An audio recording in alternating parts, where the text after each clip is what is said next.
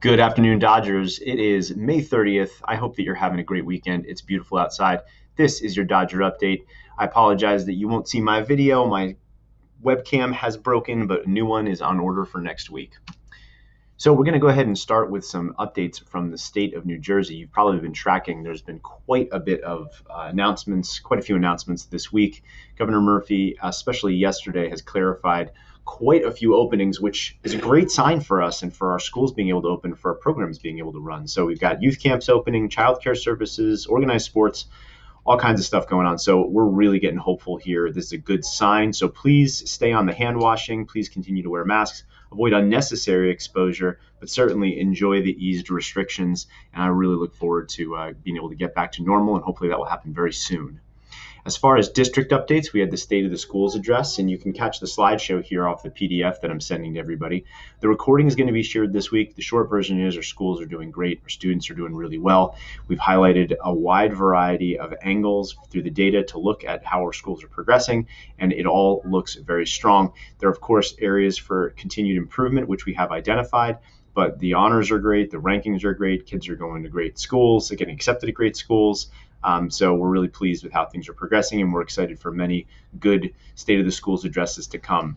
As far as planning for 2020-21, I had some great conversations and received a ton of emails from my last posts. One thing I just want to really clarify is that the opening trends are looking really promising, which means that we're going to be prepared for opening and ready for anything. So regardless of what circumstance or what limitations we have to operate in, we will do our absolute best. It is our highest priority to get schools open. And as I said, the news from the state is very promising.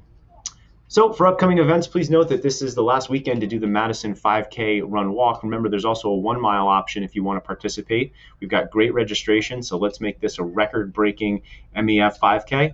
So you got to make sure that you run the race by tomorrow, and then June 3rd is your deadline to submit your 5K time. We got a board meeting coming up this week. It's going to be a short one for just a few personnel matters. We have the last day of remote learning on June 12th, so only 2 more weeks to go.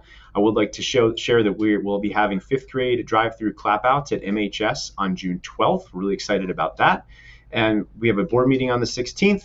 We tentatively have June 19th still earmarked for an MJS virtual ceremony, although I will say that we are finalizing our MJS promotion plans. But July 6th to July 9th, with the news of the governor stating that we can have live events effective in July, we're kind of reserving that range of time for there to be an MHS in-person graduation. Now, right now, there's a cap at 25 people for the graduation, but we don't expect that cap is going to stay so low. In fact, if the numbers stay good, it's likely to increase.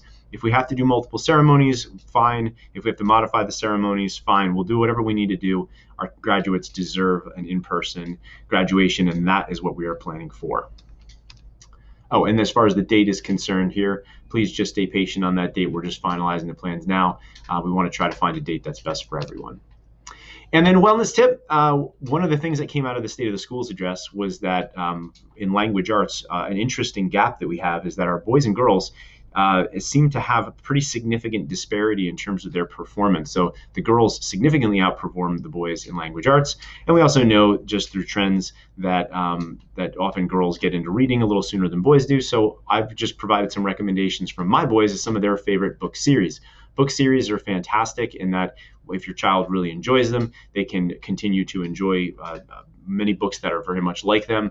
And although these are coming from my boys, and I'm bringing it in the context of wanting boys to read more and helping their skills, I want to be clear, these are not just for boys. These are great books across the board.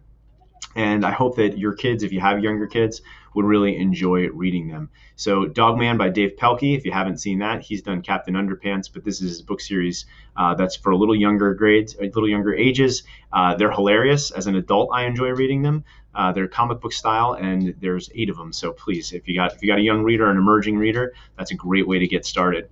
Last Kids on Earth is a 6-book series. It's also somewhat comic book style, but it's definitely for some older kids. Again, kids can enjoy this really at any age, even older kids. And then lastly, Percy Jackson and the Olympians. This is one of my older son's favorite. He's on book 3 already. It's more of it's true novel. And it's just a really exciting read. So I hope that these might help your kids get into reading a little bit more at an earlier age. And for those of you who've already read them, Please share any other book recommendations that you have, because we're always looking for good book recommendations here in the Schwartz household. And lastly, I did want to say thank you to everybody, of course, the Madison Schools team, our teachers, administrators, support staff, everybody continue to work hard to close this year strong.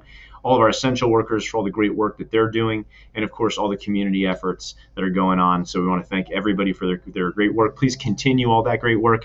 If you see somebody missing from this list, please shoot me an email and we'll add them next week. I hope you all have a fantastic weekend, and we look back to getting back to normal very soon.